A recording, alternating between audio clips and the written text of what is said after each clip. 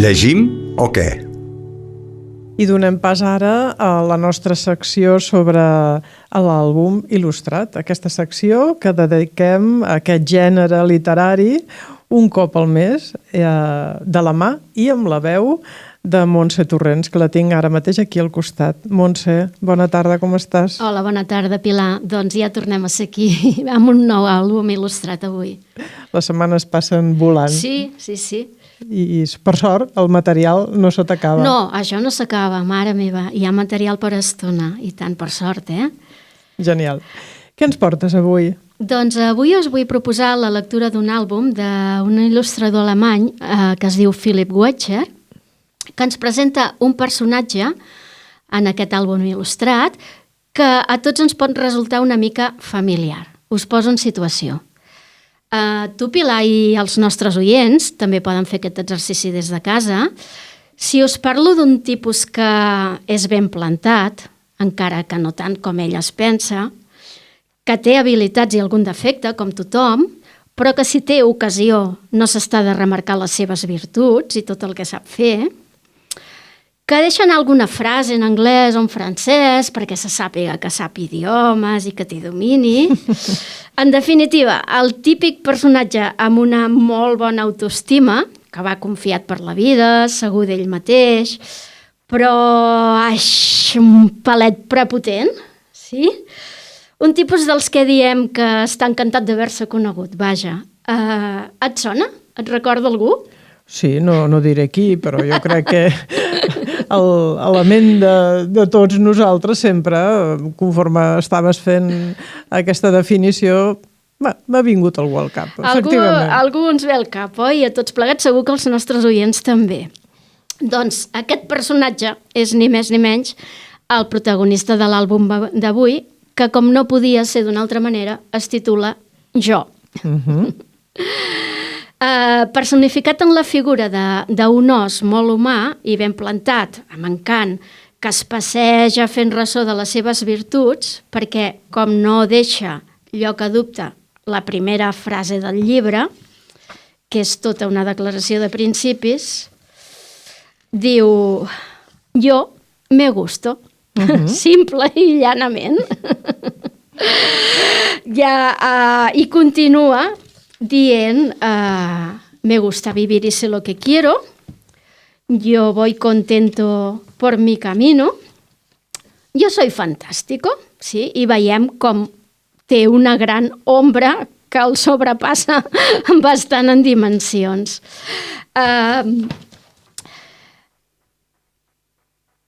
Ell és generós, a més, ell és solidari, li agrada compartir, tot el millor tros ja el té reservat per ell. Ell sap com guanyar diners i ell, com ell mateix reconeix, se sent en ocasions algú molt especial. Que bé, oi? Però clar, el nostre os hem dit que era molt humà. I què li passa?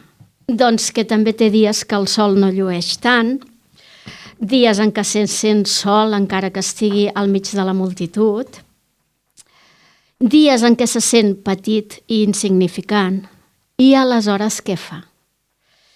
Doncs aleshores veiem com agafa un bus, com travessa un bosc i com corre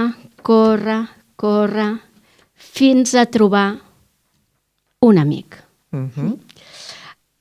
amb el que es fa una gran i tendra abraçada. D'acord? I és que al final, què és bo? Que bo que és tenir aquella persona que ens coneix, que ens acull, que no ens jutja i amb la qual podem compartir els nostres moments bons i no tan bons, oi? Aquest és, doncs, el trasfons filosòfic del llibre que ens ocupa. Podríem dir la importància de l'altre, de l'amistat o de l'amor incondicional, d'aquell que ens ajuda a construir i moltes vegades a reconstruir el nostre jo. Un jo que també necessita dels altres. És un llibre, com passa amb molts àlbums il·lustrats, doncs, que té diferents nivells de lectura, però que es comença i que s'acaba amb un somriure. L'autor, en Philipp Guetscher, és un carismàtic escriptor alemany molt conegut, fill d'un altre il·lustrador encara més carismàtic i més conegut, que és li diuen F.K. Goecher, Friedrich Karl Goecher, que és fundador de la revista satírica Titanic i maquetador de la revista Pardon, dues publicacions de molt renom a Alemanya als anys 70 i 80. Veiem, doncs, que en Philip va tenir la sort de conèixer i estimar la seva futura professió des de ben petit. Ell va estudiar Comunicació i Disseny a la Universitat de Ciències Aplicades de Mainz i va començar fent treballs per encàrrecs per a altres autors, fins que a poc va anar desenvolupant les seves pròpies històries, segons explica, inspirades en la vida quotidiana.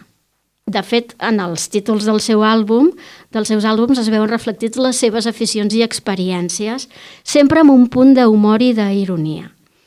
Així que trobem títols com, per exemple, Dies de fill, que ens parla de la seva experiència com a pare primerenc. Un altre títol del 2007 que es diu Molt famós. Ell és molt fan del futbol, és molt futbolero, i en aquest Molt famós, per exemple, ens presenta un noi amb desitjos de grandesa que es proposa ser un futbolista molt bo i molt conegut. Més endavant també té un altre àlbum titulat Tony, en el qual el protagonista vol tenir unes fantàstiques botes de futbol anomenades Ronaldo Flash, i farà el que faci falta per aconseguir-les. I més recentment, el 2020, ha publicat El vol fantàstic de Jacob sobre un bebè que té habilitats molt especials, com volar. No sé si inspirades en el seu propi fill, però sempre doncs, són aquests títols, diguem que van més enllà de la quotidianitat, però que la representen. Volia fer... abans de fer esment a l'editorial, que no vull que se m'oblidi, parlem una mica de les característiques de les il·lustracions d'en Philip, perquè podem veure que són de línies molt senzilles, gairebé de còmic.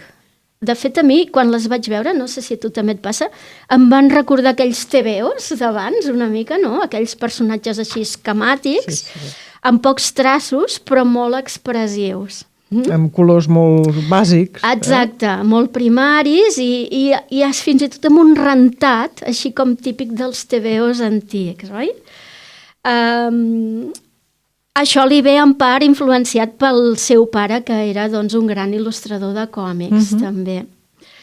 Els que hi entenen veuen en els seus dibuixos una gran influència d'un altre artista francès que es diu Jean-Jacques Sempé, potser més conegut pels nostres oients com l'autor de la sèrie d'en Petit Nicolas. És una sèrie d'àlbums il·lustrats força conegut.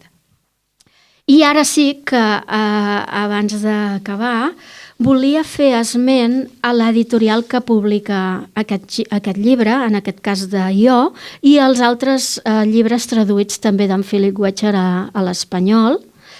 És l'editorial Lóguez Edicions. És una editorial salmantina, sí, fundada per en Lorenzo Rodríguez, d'aquí el nom. Lóguez, la primera síl·laba del nom i l'última del cognom, i Maribel Martínez, que va néixer l'any 77, coincidint amb el retorn de la democràcia a Espanya, i que va néixer amb una clara intenció de renovar els títols de literatura infantil al nostre país, portant temes socials i polítics que fins aleshores havien estat vetats. I portant també literatura infantil que fos de qualitat, no simplement les històries moralistes amb aquella moralina final, no? De nen porta't bé, nen sigues bo i nen fes cas de tot, no? Aleshores, és una editorial amb seu a Salamanca que des d'aquests anys continua encara treballant i publicant títols de plena actualitat i de molta qualitat. Així que valia la pena fer-ne referència en aquest cas. Que sí. Doncs molt bé, Montse. Mira, jo t'he de dir, només una cosa amb el llibre que quan el vaig veure em va provocar cert contrast, no? Perquè el primer que vaig veure va ser doncs això, tal com deies, no? Una il·lustració per nens. Dic, mira, és un conte per nens. Exacte, no? Sí, això sembla. Però clar, el seu contingut difícilment crec jo que un nen pot tenir aquesta autoestima tan elevada com el personatge, no? I llavors el contingut és per adults. I bé, té dos lectures, segurament. Vas veient que té aquests diferents nivells o capes de lectura, depenent del bagatge del lector, no? En aquest cas, pots veure com una historieta d'un os simpàtic i una mica xuleta, no?, que va pel món. I, clar, hi ha altres persones que a vegades o et reconeixes tu mateix o identifiques ben bé algun personatge d'aquests tan autosuficients que va pel món i clar, aquest final en què val, per molt fantàstic que siguis, sol, tampoc no es pot arribar tan lluny, no? I doncs en aquest sentit és el que tu deies, que sí que pels dibuixos inicials i tal pot semblar una història més simple, però no, té un transfons realment més filosòfic i més profund. Molt bé, i en qualsevol cas sempre és bo i a qualsevol edat tenir un amic. Exacte, totalment d'acord amb tu. Molt bé. Montse, si no hi ha res més, fins a la propera ocasió, que serà dins d'un mes pràcticament, que ens tornem a veure i a veure quina sorpresa ens portaràs. Molt bé, Pilar. Doncs sí, ja ho veuràs. També és una bona sorpresa i una bona lectura. Perfecte. Confio. Ens veiem. Adéu. Llegim o què?